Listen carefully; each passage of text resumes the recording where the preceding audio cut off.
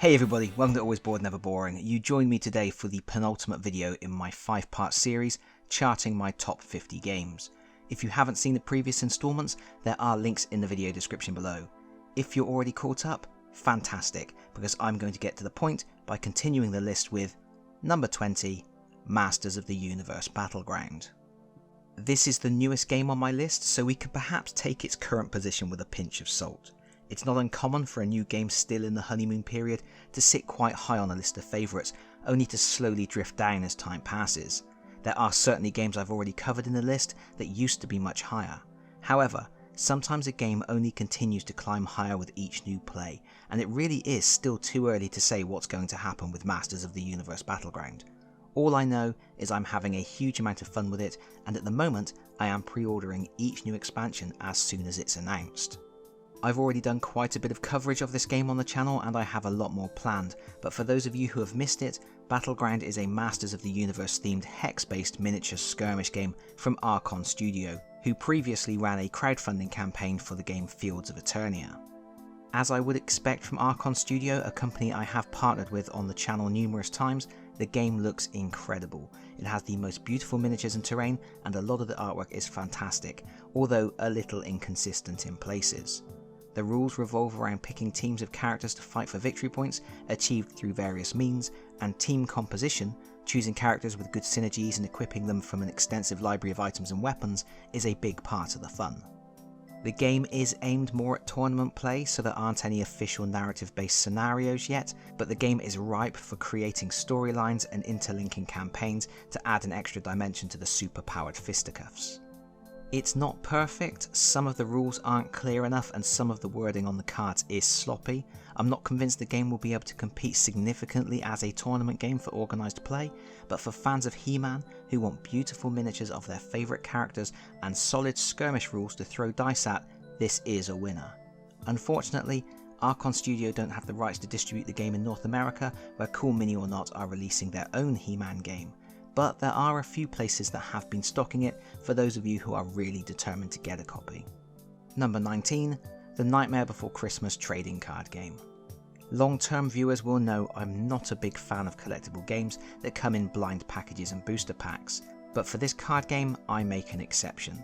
Not only is it an excellent game, but there were 4 starter decks for it and each one feels really well balanced and nice to play out of the box. So even though I have loads of extra cards for deck building, most of the time I just play with the pre-generated starter decks because they just feel like they are well thought out and balanced accurately against each other. The game itself is for 2 or more players. Each player is building a Halloween town using location cards which they then populate with characters from the story, who then create toys for all the good girls and boys of the real world. Although players are in direct competition, there's no fighting and very little take that gameplay. This is no Magic the Gathering.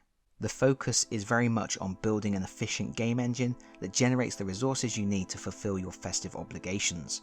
It's more about set collecting and playing card combos so you can squeeze as many victory points out of each turn as possible. One of the interesting elements is how you need to move your characters around the locations of your Halloween town so they can work together and become more efficient. In some ways it feels like a precursor to the card game Villainous, which you might be seeing more of very soon. Incidentally, I only grabbed this game after it was long out of production. I acquired a sealed set of 12 starter decks and several crates of boosters. From all that I was able to get a single complete set of cards with all the foil chasers, which I have kept in mint condition in a folder, but also I have more cards than I will ever need to play with. There was an expansion for the game, Christmas Town, but I've never tried to collect it. I have to tell myself I'm happy with what I have. Number 18, Biblios. And here we have another card game, and this one is beautifully presented, spectacularly simple and deviously entertaining. It has an unusual theme too. In Biblios, up to 4 players take on the role of abbots in the Middle Ages, attempting to build illustrious libraries. The communal deck of cards has suits in 5 colours, representing pigments, holy books, monks, manuscripts and forbidden tomes. Plus there are some gold cards and special event cards. The aim of the game is to collect the highest value sets of the different suits to score victory points. At the start of a game, a row of dice, each one coloured to match a suit of cards, is set to the value 3. The dice determine the number of victory points awarded to the player who has the highest value set of each of the matching suits. So for example, if at the end of the game the green dice is showing a value of 5 and I have the most valuable set of green cards in my hand, I get 5 victory points. You acquire cards in several ways.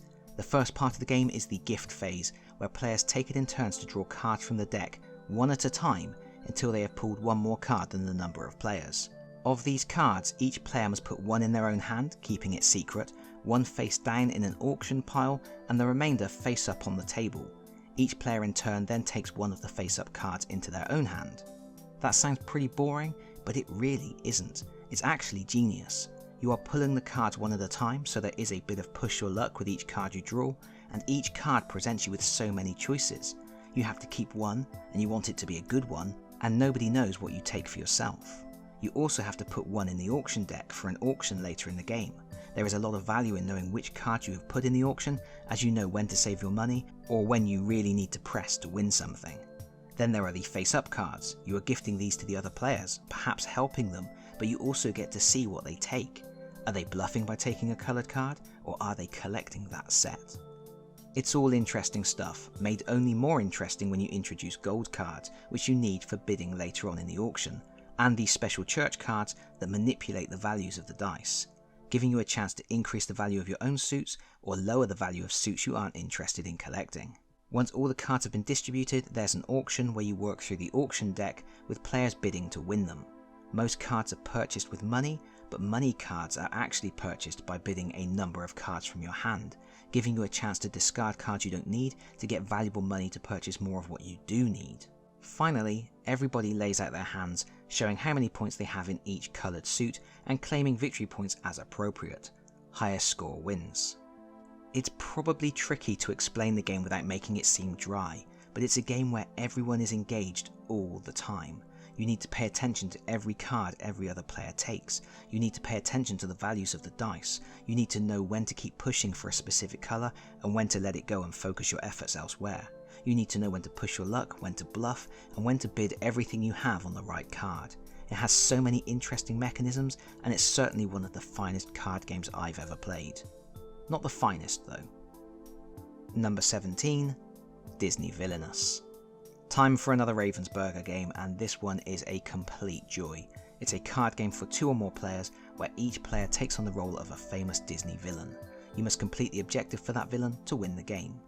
At the start of the game you lay out a board that has 4 locations on it, and you set out your awesome player token, which is a kind of abstract pawn encapsulating memorable shapes and motifs that make it instantly clear which villain they represent. On your turn, you move your pawn to one of the locations on your board, and that grants you access to the actions printed on that location. The actions include things like playing a card, discarding cards from your hand, or gaining power. It's this element that reminds me so much of the Nightmare Before Christmas card game. Besides the stunning presentation with amazing artwork, quality cards and tokens, and those glorious playing pieces that give the game an amazing table presence, 2 things really make this game stand out. First is the asymmetric nature of the villains. Each villain has a totally unique deck of cards packed with beautifully illustrated moments from their story and powers that feel well thought out and relevant. These cards give the villain all the tools they need to achieve an objective derived from their story. Prince John just wants power, so he wins by accumulating 20 power tokens. Ursula wants to usurp Triton, so must have his crown and trident in her possession while she is in her lair. And Maleficent must have an active curse at all 4 locations on her board. The objectives are totally different for each character, and so are the means to achieve them. And you get 6 characters in the core set alone, which is an incredibly generous display of variety and ensures you can play the game many times with many different character combinations for endless challenges. The other standout feature is each villain comes with a fate deck. This deck belongs to the villain, but they rarely access it themselves, because bound in these decks are the agents of their own demise. Like all good villains, these Disney foes ultimately bring about their own downfall. One of the actions players have access to during the game is to draw fate cards from an opponent's deck and apply them. This may bring heroic characters into play to fight the villain's minions, or create interesting challenges to overcome. But even this concept of fate may be flipped on its head sometimes. For example, Captain Hook wants to defeat Peter Pan, who is hiding in the fate deck, so Hook is the only villain in the core set who is able to search his own fate deck as part of succeeding in his objective. But the more fate cards that get turned up, the more challenges Hook must overcome to succeed. It's bloody clever. I love this game so much I bought an expansion recently with another 3 villains. 3 of my favourites, Hades, Snow White's evil queen, and Dr. Facilier. I could talk about this for hours, drilling into all the different characters and how they play, but I haven't got time. I need to get on. Number 16, Space Marine Adventures Labyrinth of the Necrons. This is a game I've spoken about on the channel so often and covered in such depth, I'm going to rush through it here. Labyrinth of the Necrons was the first of Games Workshop's bookshelf games I ever owned. It was donated to the channel a long time ago and subsequently became available in the UK for a while in game stores. It's out of production now. It's a cooperative board game for up to 4 players, which sees a team of Marines from different chapters exploring through the titular labyrinth. Necrons teleport in and gradually fill the board in a very pandemic-like way, and the Marines run around shooting and stabbing them and trying to complete their objectives before time runs out. It's incredibly simple. Marines have a limited number of actions per turn and can normally use each action to move or fight, and they also each have a unique ability and access to a very limited number of special item cards. It's very streamlined, but that makes it very accessible, fun and engaging, and everybody I have ever introduced it to loves it as well. It sets up in minutes, you can learn to play in just a few more minutes, and the whole game will be done in under an hour. It feels like a combination of Space Crusade and Pandemic, but it's just a really fast-paced run-and-gun game. I enjoyed it so much I ordered the 2 expansions from America, which provides even more options for building your team of Space Marines and a few new missions to play through. I truly believe this is one of Games Workshop's very best games of the last few years. Number 15, Lord of the Rings The Confrontation. We get to the final Reiner Knizia on my list. For my money, the best thing he's ever done. The Confrontation is Stratego Plus. It's the combination of beautiful art, one of the greatest themes in the world, and top quality elegant game design. The game is a 2-player abstraction of the Fellowship's endeavours to destroy the One Ring at Mount Doom. Each player has a team of 9 characters. The version of the game I have has a set of classic characters from the original edition of the game and then a set of variant characters. This allows you to play the classic game, the variant game, or a bespoke game where you mix and match the character sets to create your team. Each character is depicted by a cardboard token in a plastic stand. You position the stand so you can see the character, while your opponent can just see the reverse of the stand, Stratego style. At the start of the game, the forces are arrayed against each other, and then in turn players pick and move one character. Normally characters can only move forwards across the board. When opposing characters meet, you reveal the characters to each other. Each character has a strength value and a special ability. If the special ability doesn't cancel the combat, each player then selects one card from a hand of combat cards. These cards either add to the strength of your character or apply a special effect. If card play doesn't cancel the combat, you compare strength values and remove the character who lost from the board. And that's pretty much it. The forces of good win if they get Frodo to Mordor, while Sauron wins if they get 3 characters to the Shire. A player immediately loses if they can't make a valid move on their turn. From appearances, it may look like a strategy game with the theme pasted on for flavour, but Knizia managed to incorporate the theme into the rules in the most wonderful ways. First, the board itself, which is divided into regions. Certain elements on the board have special effects. For example, the River Anduin allows the Fellowship to move sideways following the flow of the river, rather than forwards. And the Fellowship can also move to Fangorn through the Mines of Moria, avoiding dangers in Caradhras. Each character also has a special ability which really captures the theme. Here's just a few examples. If Sam is in the same region as Frodo, you can choose Sam to face an attack instead of Frodo, and Sam's strength is boosted when defending Frodo in this way. If Legolas is revealed against the Nazgul is automatically defeated as he shoots it out of the sky. When Boromir is revealed, he automatically kills his opponent, but also dies. I think my favourite is the Balrog. If it's in Caradhras when a Fellowship character tries to use the Mines of Moria shortcut, you can reveal the Balrog to immediately kill that Fellowship character. There is even more theme baked into the combat cards, with cards such as Elven Cloak that negates the value on the strength card played by Sauron, or Noble Sacrifice which automatically kills both combatants. And then there are also 8 special cards you can choose to add to your game for even more variety. These have abilities such as Gandalf the White that lets you bring a defeated Gandalf back into play, or Shadowfax which allows you to move a character twice. Sauron even gets access to a Palantir that reveals all the characters in a single space.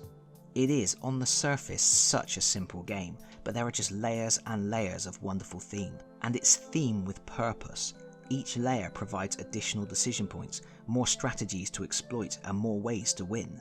It's a beautiful 2-player experience and a treat for Lord of the Rings fans. Number 14, Space Hulk. I doubt anyone is surprised to see Space Hulk on my list. The 2-player sci-fi game from Games Workshop is a genuine classic. What may be surprising is it isn't a bit higher up the list. I never owned Space Hulk as a child. I think after Space Crusade and Hero Quest, the samey looking corridors with the identical aliens and Terminators plodding around them failed to fire my imagination in the same way. Even when I played someone else's copy, I couldn't really get into it in the same way. But obviously I was wrong. Space Hulk is amazing. I realised that as I grew up. The reason it's not higher on the list is 1. It wasn't a big part of my childhood, so it doesn't have the same level of nostalgia as stuff like Hero Quest. 2. I own the 3rd edition, which has a few issues such as badly sculpted gene stealers and a few missions that are close to broken because of changes in the rules. And 3. I find it very hard to get it to the table these days. I used to play it more than anything else I owned, but gradually other games have taken up more of my table time. If I had a pristine 1st edition copy with the expansions and a dedicated opponent, I could see this game climbing back up into the top 10. For now, it sits here at 14. And if you want to know why I think the game is so good, or want to know more about how it plays, you can find out by watching my Stick to the Script review. Number 13, Castle Ravenloft. To be more specific, the number 13 slot is reserved for all of the Dungeons & Dragons adventure game system titles. I own 3 of them: Castle Ravenloft, Wrath of Ashardalon and Legend of Drizzt. These games are exceptional value as they are solid cooperative games that include stacks of dungeon tiles and buckets of miniatures. Each set is a fun game in its own right, but also a great resource for people who play the actual Dungeons & Dragons role-playing game. The basic premise of the game is you are getting a very streamlined D&D experience. You take on one of the missions in the mission book, which often involves exploring the dungeon and then destroying something, killing something, or taking something's stuff. You know, it's D&D.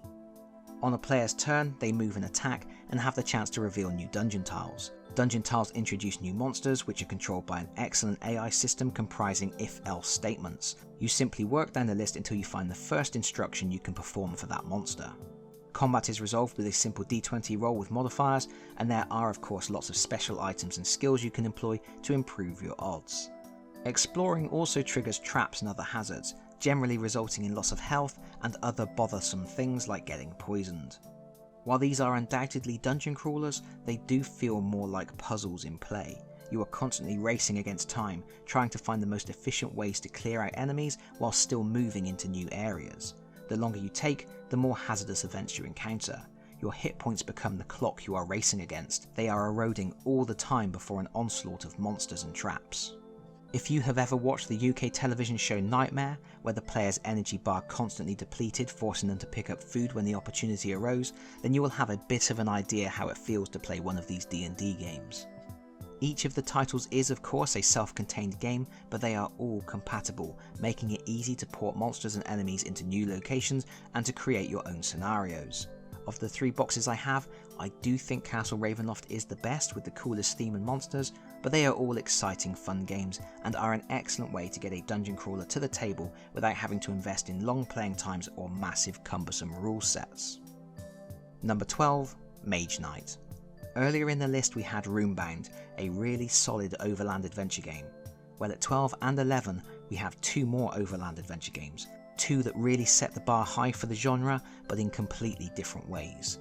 Mage Knight, the second game on my list from designer Vlaada Chvátil, is a huge, incredibly detailed adventure game. I love it, and yet I've never played it as anything other than a solo experience. It is such a densely packed game with layers and layers of rules, and it takes so very long to play, I've just never even tried to bring it to the table with a group of friends. Normally I would say a game being that challenging to introduce to people would be a big negative, and I guess that's true here too, but I will make an exception for a game this engrossing, well thought out and brain-scratchingly, mind-bendingly challenging. Indeed, even though I normally prefer streamlined accessible rule sets, this was my go-to solo game for a very long time. I would set it up and lose a whole evening exploring the world as an all-powerful mage knight, raising armies, slaying dragons, and crushing settlements before my military might. To try to explain in a few sentences what the game entails would be folly, but in the most basic terms, you choose a scenario and then you set out into the world, exploring new locations, visiting settlements, learning spells and skills, and fighting monsters. Gameplay is driven by cards which have basic and more powerful features based on whether you power them with mana, and as the game progresses you can burn cards and add more powerful cards to your deck in the form of new skills, spells and weapons. Wounds you accumulate go into your deck, clogging it up and making it harder to operate efficiently on your turn, while allies such as armies are laid out in a kind of dashboard so you can draw on their power when you need it. At the end of your adventure you win if you complete the objective, but there's a big old point salad to work out how well you did and to determine an overall winner if you are playing competitively. The true brilliance of the game comes in the sheer depth and complexity of the world and the rules governing it. If you find a dungeon, you can go to explore it, but when you do, you aren't allowed to bring any armies with you as it's too cramped, and you have to use the rules for exploring at night because it's dark. If you find a monastery, you can learn from the monks for a cost, or if you prefer, you can ransack the place, kill the monks and take what you want. Only, don't expect your armies to help you commit such horrors, they won't. And if you do go around killing monks and burning villages, your reputation goes down. The higher your reputation, the easier it is to hire more armies. Everything is interlinked, everything happens for a reason, and everything is logical. The mass of rules feels intimidating, but when you start to realise there is an in-universe explanation, a thematic reason for each of those rules, it starts to become second nature, and that's just really clever design.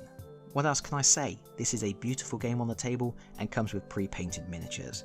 Even though I only ever play it solo, I liked it enough to get some of the expansions, and I particularly enjoy the one that gives you a nemesis to face in solo scenarios, a rival raising his own armies to destroy you.